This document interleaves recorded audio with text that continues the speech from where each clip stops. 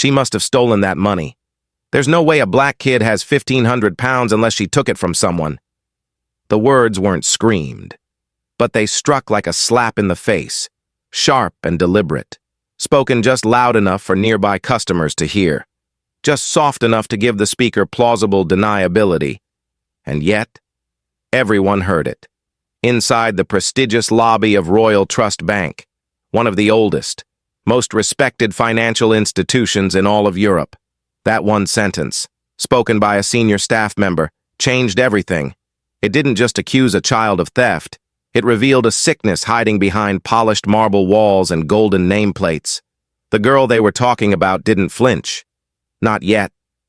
She stood still in her school uniform, her hands clutching a manila folder and a silver laptop, her eyes scanning the teller's face for signs of a mistake, a misunderstanding. But there was none. Just cold judgment. Just layers of assumption. Just a grown woman in a tailored blazer who had already decided that this child, this young black girl, didn't belong here. Before we get into the story, where are you watching from? Drop it in the comments. If stories like this matter to you, give the video a like. And if you haven't subscribed yet, please do. Your support means everything. Now, let's take it from the top. The morning began like any other in London's financial district.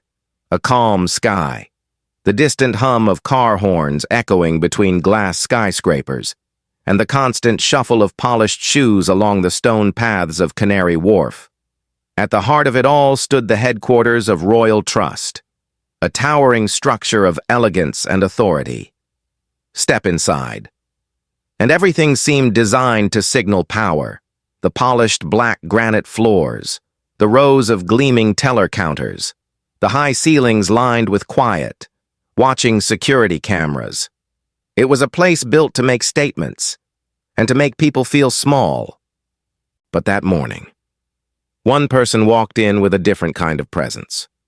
Her name was Amara Okoye. She was just 14 years old, dressed in her school uniform from St. Catherine's International Academy, one of the top schools in the country.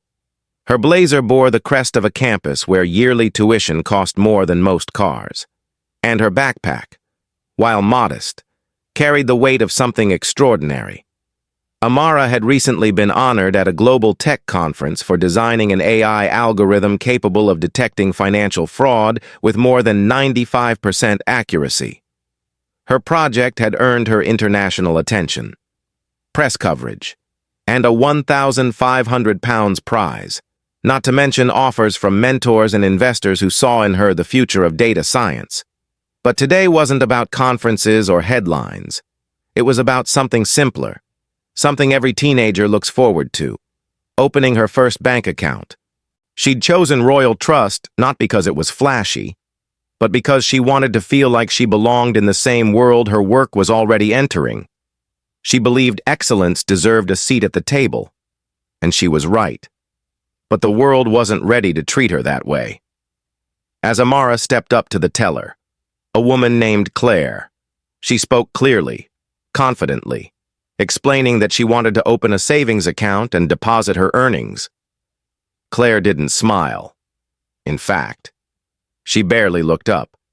With a raised brow and a smirk that didn't reach her eyes, she muttered, "This isn't a school field trip. Sweetheart."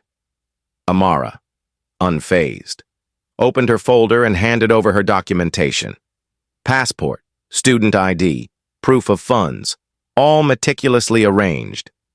Claire flipped through the papers, then looked past her toward the back office.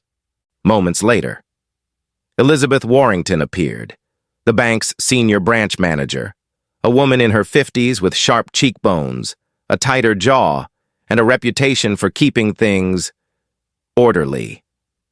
Elizabeth didn't greet Amara. She didn't ask her name. She glanced at the documents, glanced at Amara, and then turned to Claire with a low voice that carried just far enough. She must have stolen that money. That was all it took. In under 5 minutes. A bank built on heritage and wealth had branded a child a thief, not because of evidence, not because of facts, but because of skin and suspicion around them. The waiting area held a scattering of clients, suited businessmen, polished women, a retired couple reading quietly. They all heard it. Some looked away. Some pretended they didn't. No one stepped in.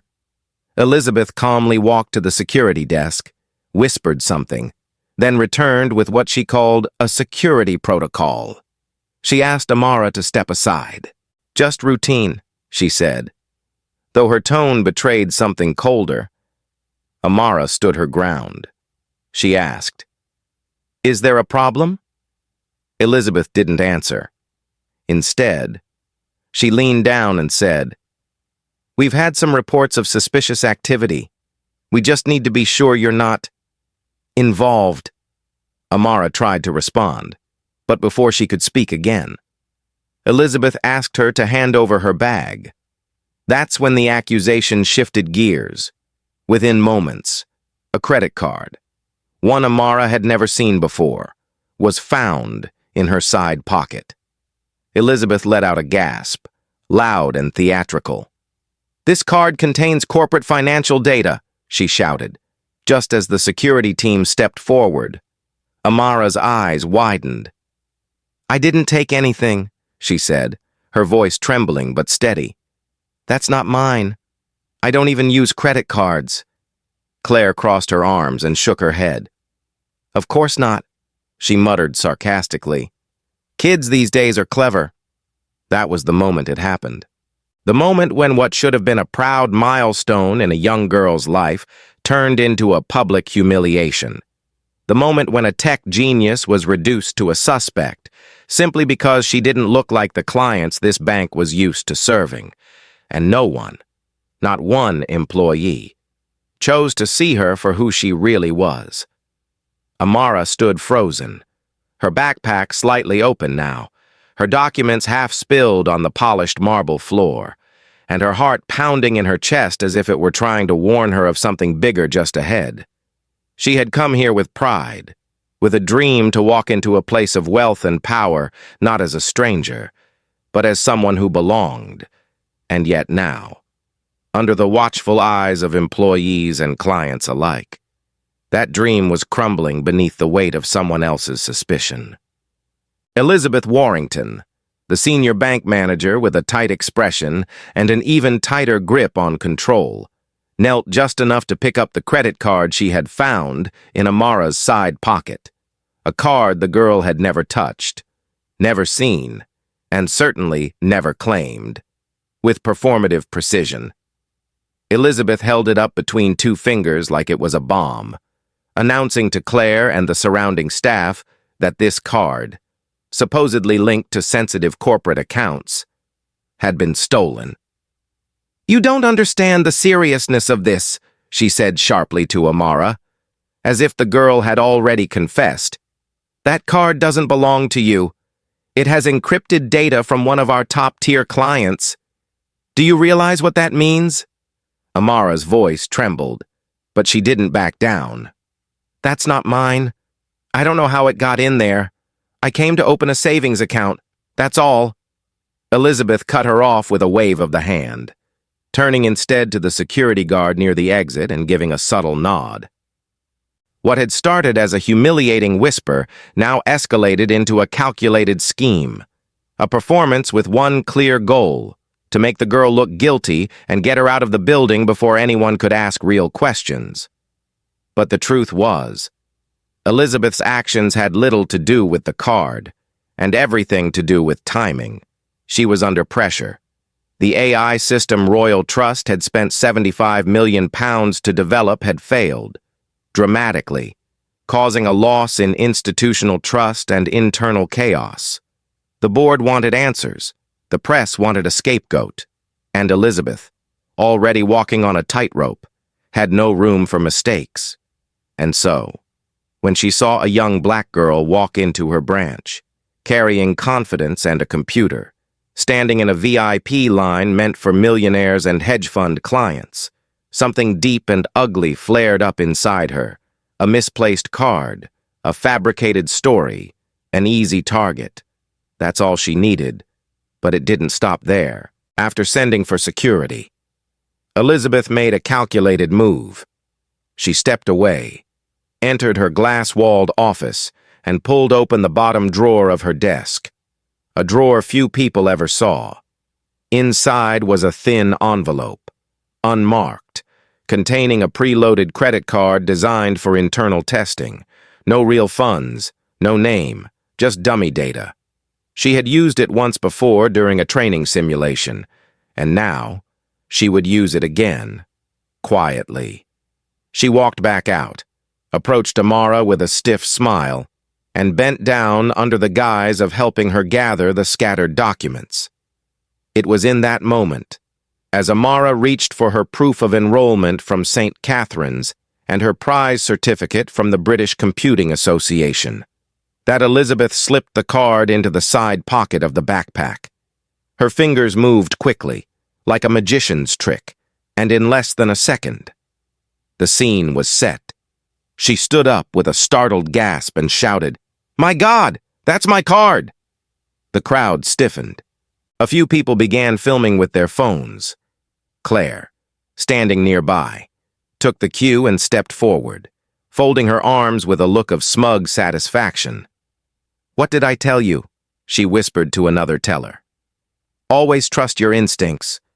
Amara, caught between confusion and disbelief, looked around the room and realized no one was coming to her defense. No one was asking how or why.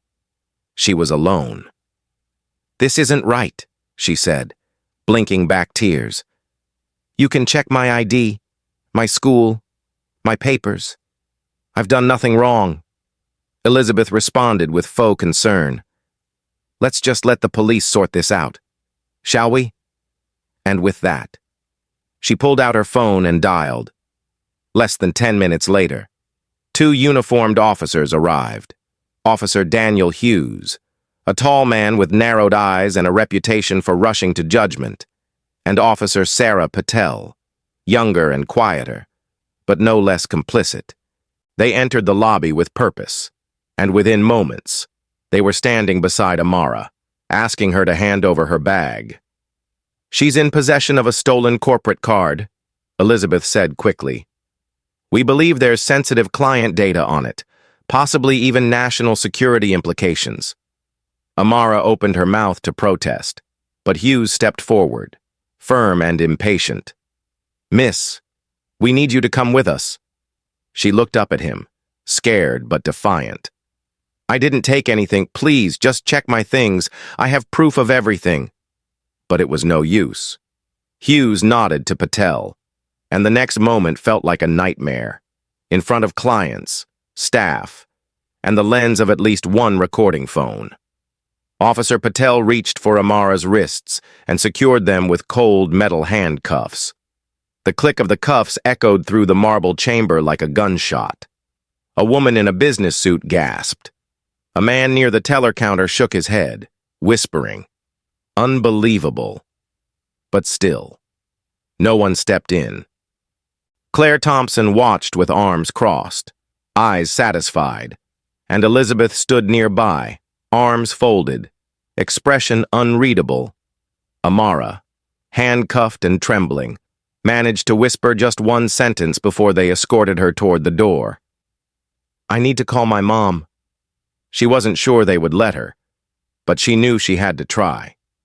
As they led her down the stone steps toward the patrol car waiting outside, she reached into her blazer's inner pocket, one they hadn't searched, and tapped her smartwatch.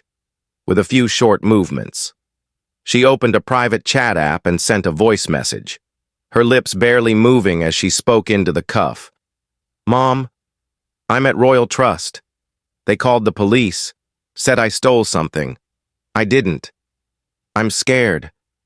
Then she closed her eyes, held her breath, and let the cold London air hit her face as the patrol car door opened.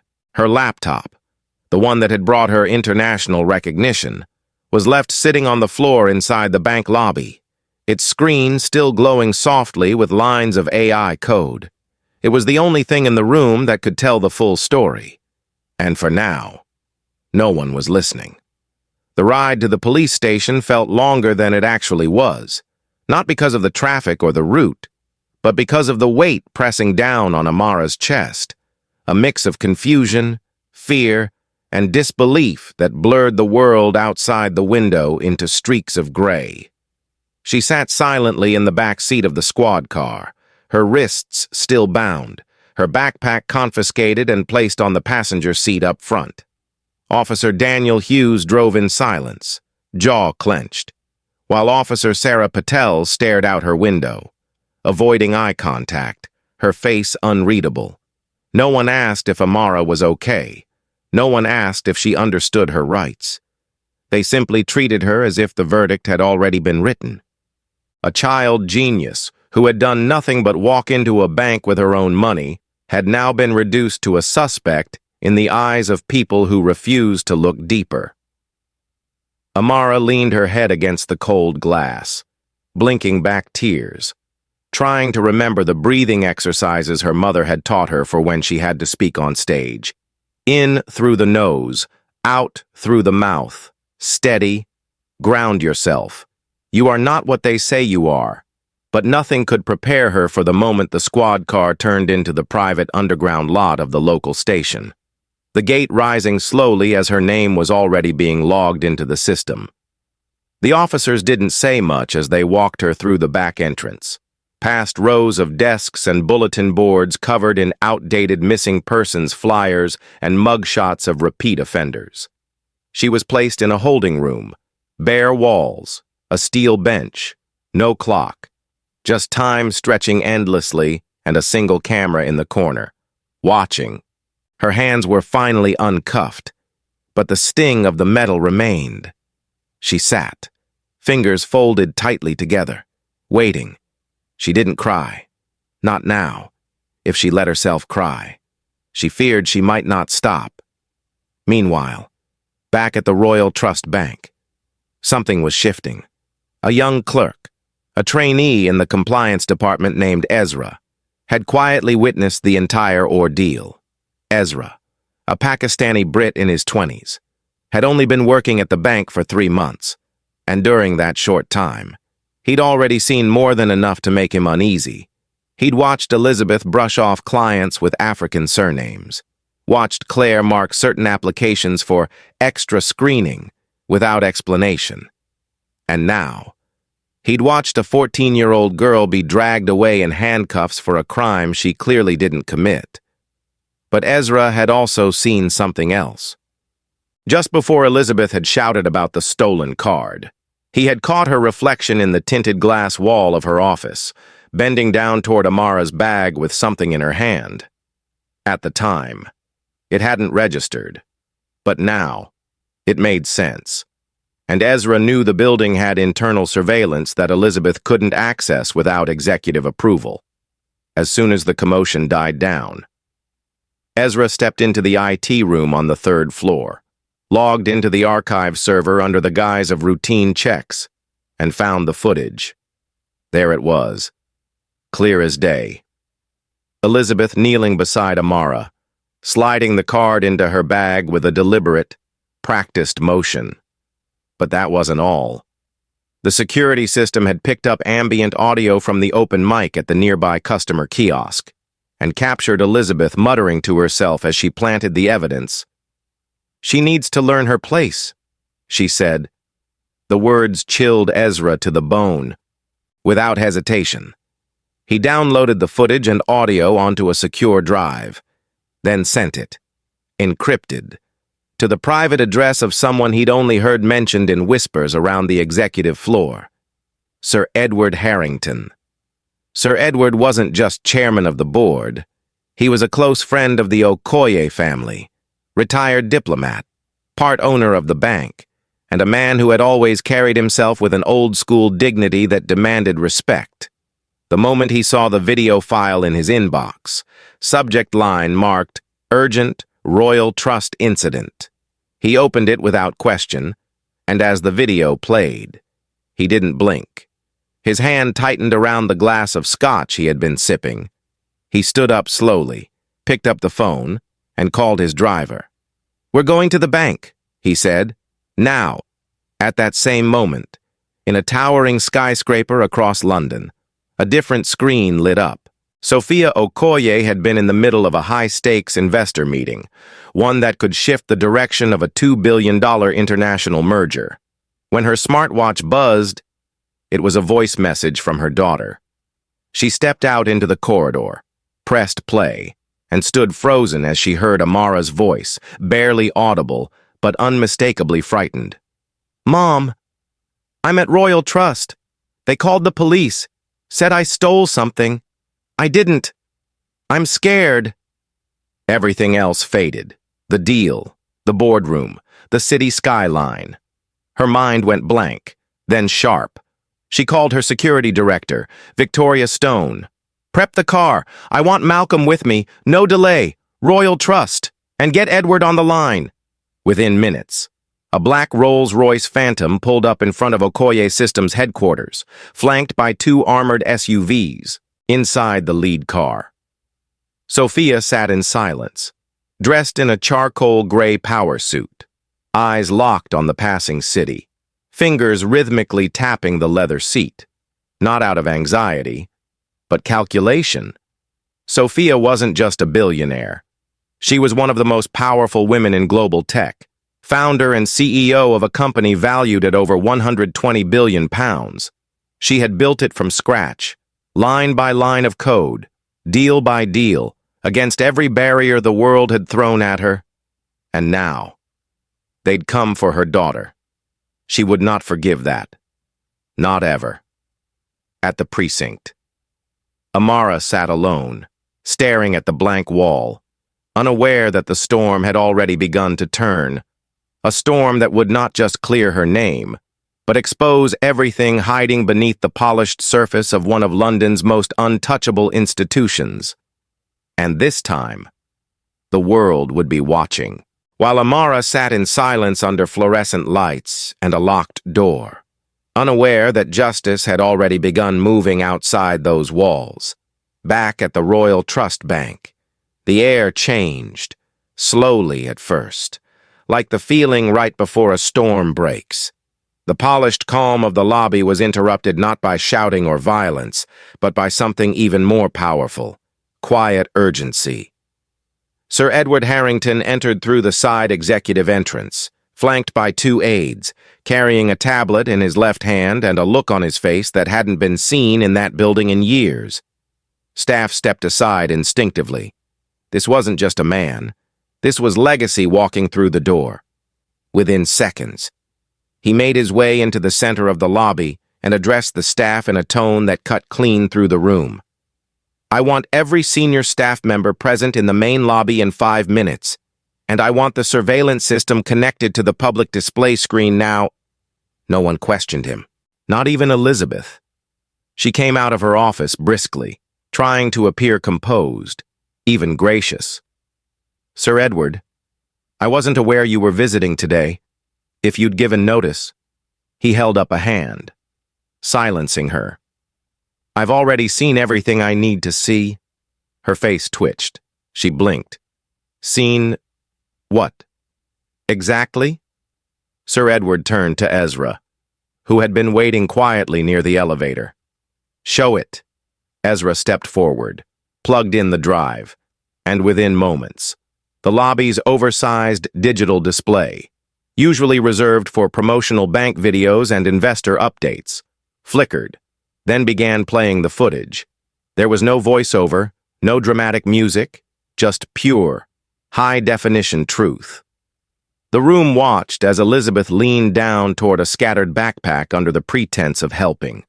They saw the glint of the test card in her hand. They saw her slip it into the outer zipper pocket without hesitation. And then, the part that made the entire room inhale. They heard her voice, picked up faintly but clearly enough to echo through the speakers. "She needs to learn her place." A silence fell over the room that was unlike the one earlier. This wasn't the silence of polite dismissal. This was the silence of reckoning. Claire Thompson, standing just feet from the screen, took a small step back, her face drained of color. One customer, the same man who had quietly filmed earlier. lowered his phone and whispered, "Oh my God." Elizabeth, for the first time, looked rattled. This is a mistake," she stammered. "That video's been doctored. I've never said anything like that. Someone is setting me up." "Enough," Sir Edward said calmly, yet forcefully. "We confirmed the time code. The footage is unaltered. The voice signature has been authenticated. This isn't just misconduct. It's deliberate deception. You framed a child." "I was protecting the bank," she snapped, desperation rising. "You were protecting yourself," Sir Edward replied, locking eyes with her, "because you failed to deliver on a £75 million AI program, and you needed a distraction. So you found one, a child who deserved our admiration, not our suspicion." Elizabeth looked around the room, but no one would meet her gaze now. The security guards she had summoned earlier stepped away quietly, as if distancing themselves from a burning wreck. Ezra handed Sir Edward a second file.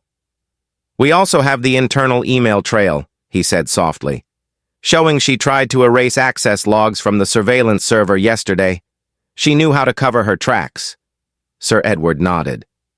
"Elizabeth Warrington, you are terminated effective immediately. Your access to Royal Trust systems is revoked as of this moment. You will receive formal charges within the hour, and I assure you, they will be criminal." Elizabeth broke. Her shoulders dropped. Her voice cracked. "Please," she whispered, "please don't do this to me. I've given my life to this institution. I made a mistake, yes, but I didn't mean for it to go this far. It was just pressure." Sir Edward didn't raise his voice. He simply replied, "You didn't just make a mistake. You weaponized your position against a child, a gifted, innocent child. That pressure you speak of, you passed it downward, onto someone who had no defense but her integrity. You've humiliated her, risked her safety, and nearly destroyed her future. And you did it without a second thought." As Elizabeth stood frozen, security approached, now taking her gently but firmly by the arms. Claire turned away, trembling. A few customers put down their phones and began deleting their earlier posts, guilt slowly creeping in. Just then, the main glass doors opened again, and this time, the shift in atmosphere wasn't subtle. It was immediate. A black Rolls-Royce pulled up to the curb, followed by two armored SUVs. Doors opened, and out stepped Sophia Okoye, not rushed, not panicked, but composed, focused, and radiating the kind of presence that silences entire rooms. She wore a slate-gray power suit, subtle pearl earrings, and a steel expression that said everything without her needing to speak a word. At her side stood Malcolm Reed, her personal attorney, and Victoria Stone, her security chief and former MI5 officer. The three of them entered the bank like a tribunal. The moment Sophia saw Sir Edward, she nodded once. He nodded back. No need for small talk. No room for pleasantries. "Where is she?" Sophia asked. "Still in custody," Edward replied gently. "But not for long. I've already initiated her release." Sophia turned to Elizabeth, who looked utterly undone, makeup smudged, lips trembling. "You're the one who called the police on my daughter?" she asked. Elizabeth tried to speak, but no words came out. "You planted evidence on a child," Sophia continued, her voice low but lethal. "A black girl, in a bank that my company owns 65% of. Do you realize what that means?" Elizabeth's mouth opened again, but Sophia cut her off. "You're finished. Not just here. Everywhere. My legal team will file charges, and I will personally make sure your name is never tied to another institution in this country again." Claire finally broke down. "I didn't know," she cried. "I didn't know what she was doing." "Yes, you did," Sophia replied, not even looking at her. "You just didn't think it mattered. Until now. Then she turned to Edward. I want her back here. With me. Today. He nodded. She'll be brought here. Safely. And this place will never forget what happened. As Sophia stood in the center of the same lobby where her daughter had been humiliated, the truth now cast in full daylight. The cameras no longer worked against them. They worked for them. And Amara, though not yet present, had already begun to change the system. The moment Sophia stepped out of the elevator and into the narrow, gray-tiled hallway of the precinct, everything shifted, not just the energy in the building, but the way people held themselves. Officers who were chatting quietly at their desks stood up. Others stepped aside. It wasn't just that she looked important. It was the way she moved, like someone who knew exactly who she was and had absolutely nothing to prove, in a world built to silence women like her. Sophia Okoye didn't raise her voice.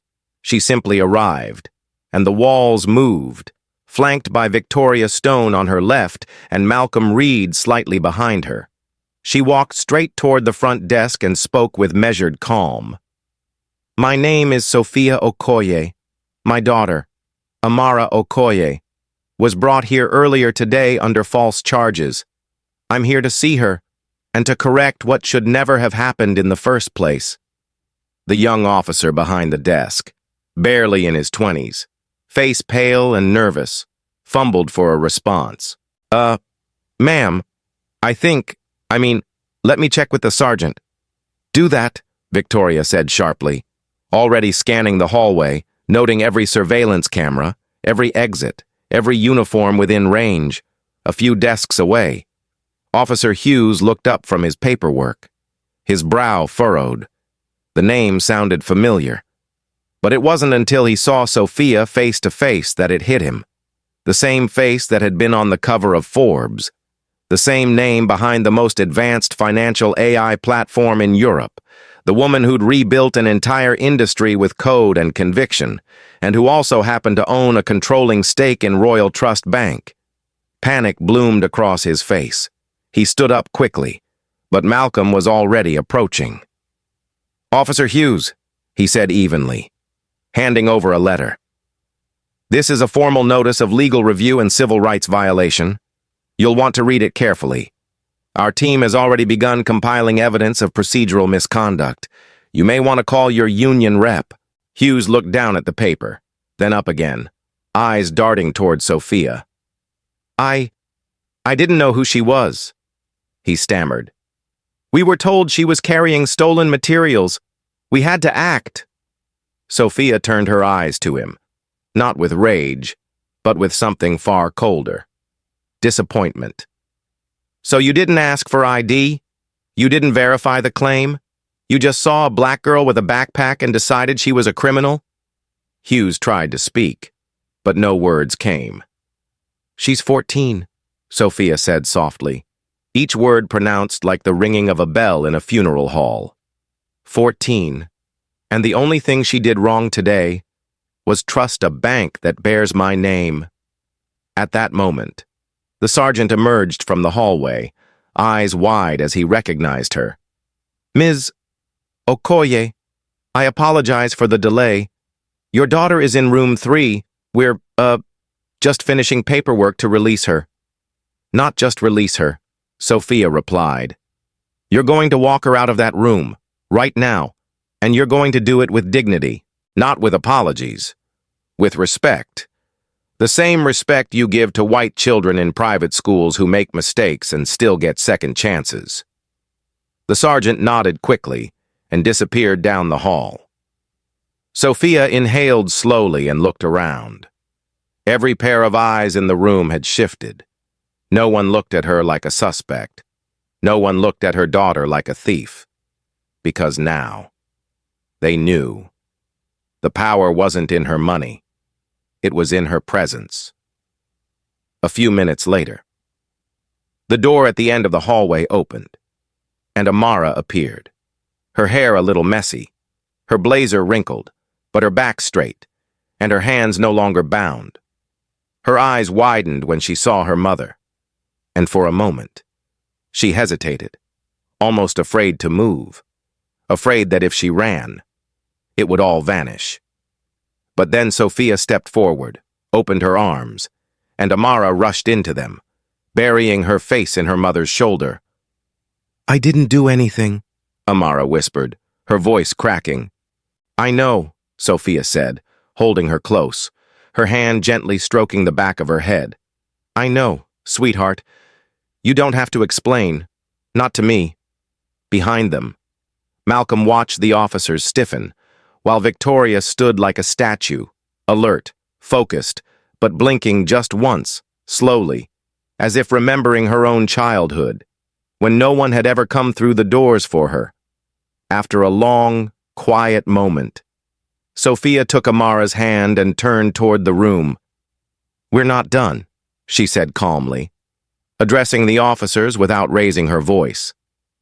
"What happened today will be written down, recorded, and corrected, not just for her, but for every child who walks into a building and gets judged before they even speak." And with that, she turned and walked her daughter out through the front doors of the police station, past the waiting press vans that had already begun gathering outside. Someone had tipped off the media, maybe Ezra, maybe a clerk, maybe fate, but now, the cameras were rolling, and for once, they were on the right people. As the mother and daughter stepped into the sunlight, a reporter shouted, "Ms. Okoye, is it true your company owns a majority of Royal Trust?"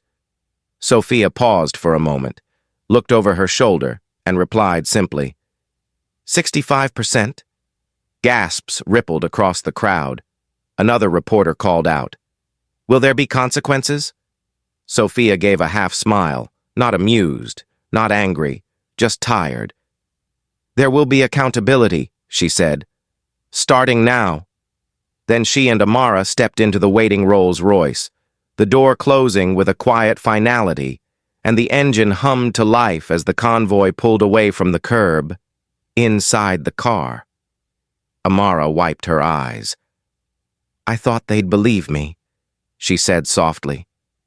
"I really thought if I just showed them the truth." Sophia squeezed her hand.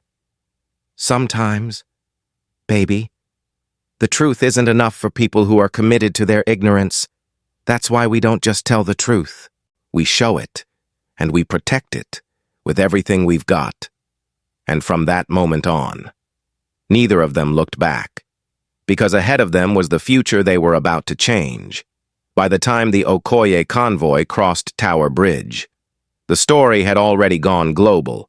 The footage that Ezra quietly passed to Sir Edward, showing Elizabeth planting the card and muttering, "She needs to learn her place," had been leaked to social media, and within an hour, it spread like wildfire. On Twitter, the hashtag Justice for Amara trended #1 worldwide, with over 10 million posts before sunset. The original video, uploaded by an anonymous bank employee and retweeted by several high-profile journalists, crossed 75 million views in just 24 hours. News networks scrambled to catch up. CNN broke the story at 3:42 in the afternoon London time, followed closely by the BBC, Sky News, and Al Jazeera. By evening, Amara's face, the once silent girl in uniform sitting in that cold bank lobby, had become a symbol, not of scandal, but of resilience. The world didn't just see a child falsely accused. They saw a genius, a daughter, a symbol of how quickly greatness can be shadowed by ignorance. Sophia's team, of course, had been prepared. Victoria Stone led a communications response as precise as any corporate crisis strategy. A formal statement was released from Okoye Systems, expressing deep disappointment in Royal Trust's handling of the incident, along with an internal audit request sent directly to the Bank of England and the Financial Conduct Authority. Meanwhile, Sophia herself declined all interviews, not out of fear, but strategy. She knew the images said enough. The photo of her walking Amara out of the police station, hand in hand, her head held high while cameras clicked around her, became the front page of the New York Times, The Guardian, and the Financial Times, all on the same day, at Royal Trust. Things unraveled quickly. Within 36 hours of the incident, Elizabeth Warrington was officially arrested on charges of falsifying evidence, child endangerment, abuse of authority, and obstruction of justice. Her mugshot was cold and disheveled, a far cry from the composed woman who had once ruled the branch with an iron grip. The Metropolitan Police announced an internal review of Officer Hughes and Officer Patel's conduct. Data from body cameras and internal reports revealed that Hughes had a history of disproportionately detaining minority youth, 4 times the rate of his colleagues. Both officers were suspended pending investigation. For Claire Thompson, the teller who had first reported Amara with disdain in her voice, the fallout came not from legal consequences, but from within. After reviewing footage and transcripts, Sir Edward requested her immediate removal, but Claire submitted her resignation before the meeting could even happen. In a handwritten note, she admitted, "I saw a young girl and assumed the worst. I should have known better." She left quietly and was not heard from again. Inside the bank, sweeping changes began. Royal Trust implemented a mandatory 50-hour anti-bias and cultural competency training program for all employees, from interns to executives, developed in partnership with the Okoye Foundation. A new protocol called the Amara Standard was introduced to prevent the targeting of underage clients, including a 2-step verification policy and an independent child protection officer for all youth financial services. But the biggest change came not from policy, but from Amara herself, just 1 week after the incident. She stood on stage at the Global Tech Summit, the very event that had first recognized her work, and delivered a keynote speech that no one in the audience would ever forget. Wearing a simple navy blazer and jeans, her voice calm but steady, Amara began not with numbers or code, but with something more human. "Artificial intelligence," she said, "doesn't care about skin color. It sees data, patterns, risks, and results, but humans, we still haven't caught up." The auditorium was silent. "Last week," she continued, "I was accused of stealing because someone couldn't believe a black girl might have money of her own, or ideas that matter. They saw a child. I saw an opportunity, not just to defend myself, but to help make sure no one else goes through what I did." When she finished, the standing ovation lasted nearly 8 minutes.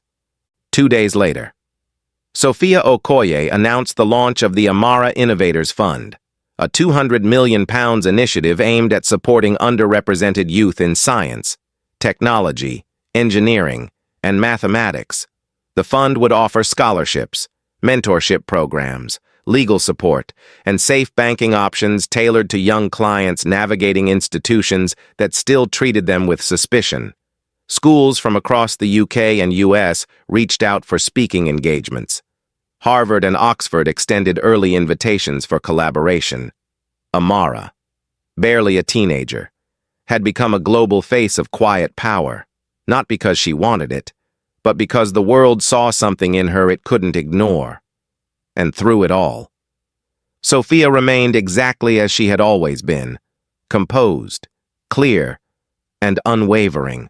She declined personal credit, redirected praise toward her daughter, and focused her energy on reforming the system that had dared to put chains, both literal and imagined, on a child with a brilliant mind. Meanwhile, Elizabeth's story took a very different path. She was denied bail. The judge, referencing the video and her attempt to tamper with evidence, called her a threat to public trust. Within days, her LinkedIn account was removed, her name wiped from the Royal Trust website, and her professional licenses revoked pending conviction. Former colleagues distanced themselves. No law firm or financial entity in London would take her case, not because of bias, but because of truth. The truth had been caught on camera, and this time, The world chose to watch. 1 week after the story broke, a BBC interviewer asked Sophia what gave her the strength to stay calm when she entered the bank and faced the woman who had framed her daughter. Sophia smiled, just slightly. "It wasn't calm," she said. "It was control. If I had screamed, people would have said I was angry. If I cried, they'd say I was emotional. But if I speak clearly, if I stand tall, they have no choice but to listen." And they had listened. For once, they had truly listened. Because of a child with a laptop. Because of a whisper that tried to silence her. Because the truth, when finally seen, becomes something no one can unsee. Months passed, and what began as an isolated incident inside a bank lobby in London transformed into a global call to action, not just against racial profiling, but against systems that quietly allowed it to thrive under the veil of tradition and respectability. Amara Okoye, once just a girl with a backpack and a brilliant mind, had become a symbol of what happens when truth meets power. Not the kind that yells, but the kind that walks in calmly, knows its worth, and refuses to shrink. The Amara Innovators Fund, initially launched with £200 million from Okoye Systems, expanded rapidly through private donations, corporate partnerships, and government grants. Within the first year, over 3,200 students across the UK, US, and South Africa received scholarships, laptops, mentorship opportunities, and legal assistance. A new policy emerged from Parliament called the Young Client Protection Bill, nicknamed Amara's Law, which required all financial institutions in the UK to implement child safeguarding protocols, bias training, and independent oversight whenever a client under 18 initiated a transaction. Meanwhile, Royal Trust Bank, once the pride of Canary Wharf, transformed under pressure and new leadership. Sir Edward Harrington stepped down, citing the need for younger leadership with a deeper understanding of inclusion and technology. His farewell speech was short but powerful. "We built a fortress. Amara taught us we need bridges." Sophia Okoye took a different path. Despite offers to run Royal Trust directly, she declined. "I'm not here to manage your legacy," she told the board. "I'm here to build a future my daughter can live in without fear." Instead, she used her position as majority shareholder to form an independent oversight board made up of educators, civil rights leaders, financial experts, and young people under 21, including Amara herself. They didn't meet in wood-paneled rooms or fly to Davos. They met in classrooms, youth centers, and online forums. They listened to stories, read reports, reviewed footage, and made real changes, bank by bank, policy by policy. But perhaps the most powerful moment came nearly 1 year later, when Amara returned to Royal Trust, not through the side door or under pressure, but by invitation, this time as a guest of honor. The lobby had changed. The marble walls now displayed a new portrait, not of a founder, not of an executive, but of Amara herself, standing outside the precinct next to her mother, hand in hand. Beneath it, a small bronze plaque read, "Let the truth be welcomed here." On that day, Amara gave a short speech. She was taller now, her voice a little deeper, her presence even stronger, but still the same girl at heart. She didn't dwell on the past. She didn't mention Elizabeth or Claire by name. She just said this: "What we allow in silence becomes policy. What we expose with courage becomes change. Today isn't about me. It's about what happens next." The room rose in applause, and many in the audience, including hardened journalists and seasoned investors, wiped tears from their eyes. Across town, in a quiet coffee shop, Claire Thompson watched the speech on a small tablet. She had spent the last few months volunteering at a community literacy program for underprivileged youth, hoping to repair in private what she had damaged in public. She knew she would never be able to undo what she did that day. But she also knew that silence, moving forward, was no longer an option. She paused the video, whispered, "I'm sorry," and returned to helping a young boy sound out the word possibility. As for Elizabeth Warrington, her trial had ended with a conviction. She was sentenced to 5 years, with the judge citing a blatant abuse of power and irreversible damage to a child's dignity. In her final remarks before sentencing, Elizabeth said little, but in a letter written from prison, leaked months later to the press, she admitted, "It wasn't just about race. It was about status, about control, about fear of being irrelevant. I saw her brilliance and it frightened me. So I tried to reduce her to something small enough to ignore. And that is the greatest crime of all." No one celebrated her downfall. Sophia had told her legal team clearly, "We don't destroy people. We hold them accountable." And so, when Elizabeth requested to participate in a restorative justice program, Amara agreed to a single, private session, no cameras, no press, just a young girl, sitting across from the woman who had tried to ruin her. The details of that meeting remain private. But afterward, Amara said only this: "I didn't walk in to forgive her. I walked in to remember that power should never be used to humiliate, not even when you're the one holding it." In the years that followed, Amara continued to lead initiatives through the Innovators Fund, but she also returned to school, insisting on being treated like a normal student. She built a free education app called Open Mind, which uses AI to tutor students in underfunded schools. And within 18 months, it reached over 10 million users globally. At the next Global Tech Summit, she was introduced not as a keynote speaker, but as the recipient of the Human Impact Award, typically given to Nobel laureates and world leaders. When asked by a reporter what she wanted to be remembered for, she paused and replied, "For making truth louder than fear." And beside her, as always, was Sophia, no longer just the CEO of a powerful company, but the quiet architect of a new system, one designed not to protect the powerful, but to protect those still finding their voice. The story ends not with applause, not with a trophy or a headline, but with a scene far simpler, a mother and daughter walking side by side, not into a courtroom or a boardroom, but into a classroom, where Amara is scheduled to speak with young girls about resilience, identity, and invention. As they walk through the school hallway, a teacher leans over and says, "It's an honor to have you both here." Sophia smiles and replies, "The honor's ours. We just came to listen." And with that, the story of Amara Okoye, once framed, now free, becomes not just a cautionary tale, but a legacy in motion. Because when justice is fueled by love and backed by truth, it doesn't just fix what was broken, it builds something better. Thanks for watching. If this story meant something to you, please like, share, and subscribe. Take care, and we'll see you in the next one.